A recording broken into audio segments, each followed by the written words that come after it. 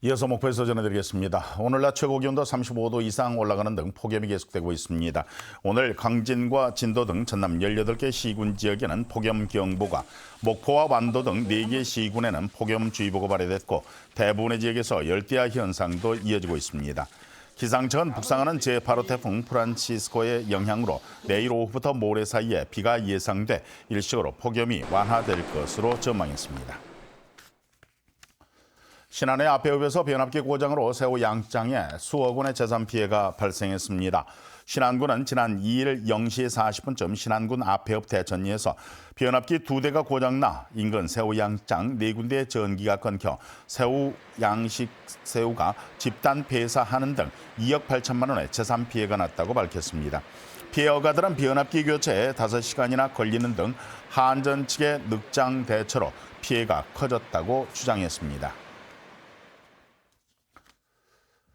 지난해 서울의 한 사립여고에서 불거진 시험 문제 유출 사건 이후에 내신 관리에 대한 불신이 큰데요. 최근 광주에 이어서 전남 지역에서도 한 사립고등학교에서 이른바 심화반 학생들이 보는 교재에서 시험 문제가 사실상 그대로 출제가 됐습니다.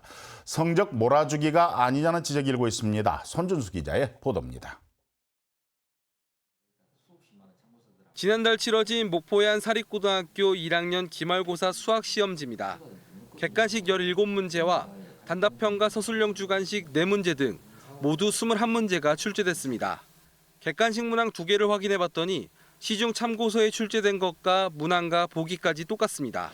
교육부 지침상 시험지 출제 규칙을 어긴 겁니다.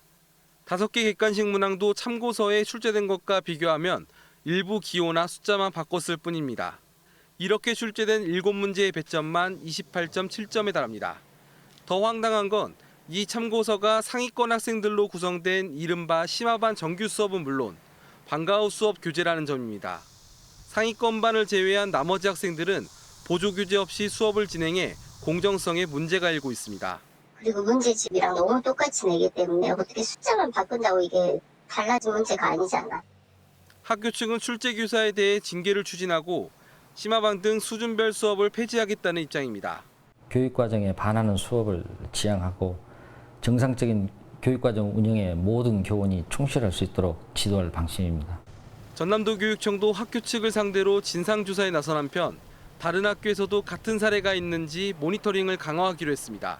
KBS 뉴스 손준수입니다.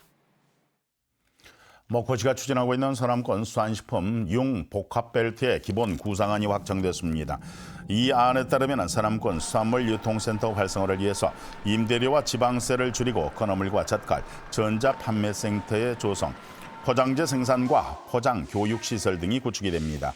또 목포 수산식품지원센터는 수산 가공품 개발 기능 강화를 위한 전공자 등 우수 연구 인력을 보강할 계획입니다. 전남 서부권의 근로자 건강센터 설립이 본격적으로 추진됩니다.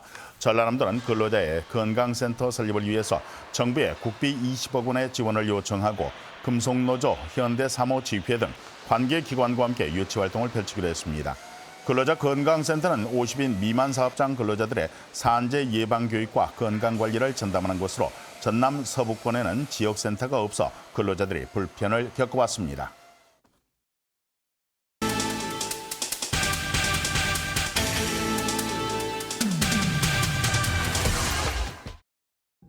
목포시가 문화재청 등과 함께 이달 말까지 주요 근대 건축물에 경관 조명을 설치하고 건축물 내력을 알 수 있는 간판을 설치하기로 했습니다. 또 야간 관람을 위해 근대 문화 역사 공간 주요 구간 800곳에 야간 조명 등을 설치할 계획입니다.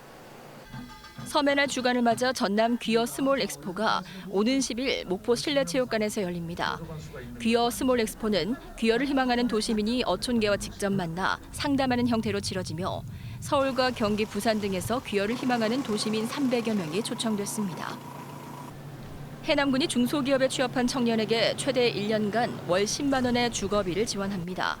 신청 대상은 해남군에 주소를 두고 전세나 월세 주택에 거주하는 만 18세에서 39세 이하 중소기업 근로청년이며 오는 16일까지 군청과 읍면사무소에서 모집합니다.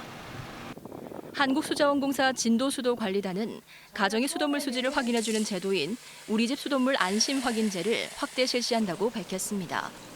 수도관리단은 워터코디를 확대 운영해 2,800가구를 대상으로 무료 수질 검사를 실시할 계획입니다. 지금까지 단신 브리핑이었습니다.